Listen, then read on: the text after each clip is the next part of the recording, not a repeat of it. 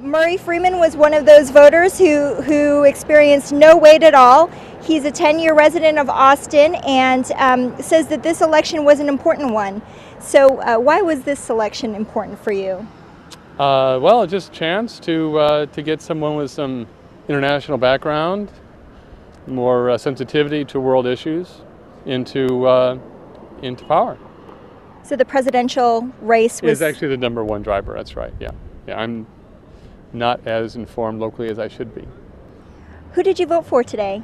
Barack Obama, and well, actually straight Democratic. I looked at the list and yeah, looked all right. Why did you vote for Obama? Because he has international experience and background, and made a good impression during the presidential debates and everything. And that's probably the primary reason, just because he's international, he's lived overseas, he's seen it from the outside. Were there any issues in particular that were important to you and that you agreed on Barack Obama's views on? There's no fantasy that everything is going to be wonderful and perfect, okay? That's no fantasy at all, and certainly on many issues I probably will disagree over the next 4, maybe 8 years. But again, just I just got back from I was 6 weeks overseas. I just came back last night in order to be here today, and the international, impact of this is so big that if we were to continue with, more of the same, our relationships overseas would be really damaged. So it's primarily the international impact that's so interesting on this.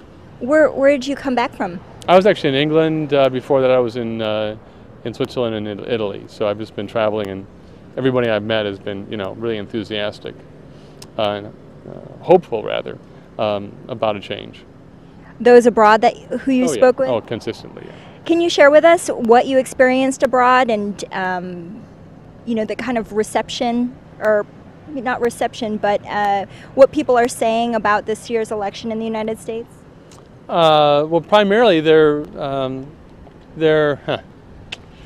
concerned that there's a big percentage of the population that is just not aware of the impact that Bush's policies have had on our international relationships, and that there'll be people here that will say, oh well, we need to have another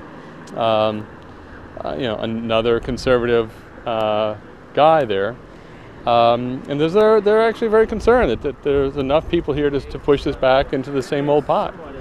And so that is, but at the same time, they're optimistic and hopeful that that there's enough people here in the U.S. that maybe new voters and other people that will bring in enough weight to make this change. So we can look at the polls and we can get optimistic, but until people actually show up and vote today, we have no clue. Now, you've mentioned change and how you want to see change, and both presidential candidates have asserted that they are the candidate for change. So right. What made you vote for Barack Obama and agree with that he would be the one who could make a change?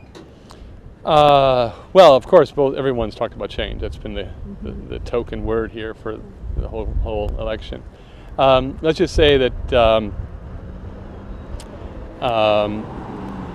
the nominees for the Supreme Court that would be happening under McCain and Palin would be not a change at all, and has a huge impact on the society. That's probably one of the biggest long-term effects that I see from staying with the Republican administration. Would be the kind of legislative changes and the kind of judicial impact that they would have. That's probably the #1 for me, actually, is looking at how, and these are things that go for decades, right? So that's probably pretty much that. #1. That's #1 for you, and then behind that, international relations? Correct, right. Thank you so much, Mr. Freeman. It was You're nice welcome. to speak with you. Okay. Have a good day. You too. Thanks Thank you very much. Right. Thank you. Bye. Bye-bye. Stick with us. We're going to try to speak with more folks as they exit the polls. We're reporting from the downtown courthouse. This is Suzannah Gonzales for the Austin American-Statesman and Statesman.com.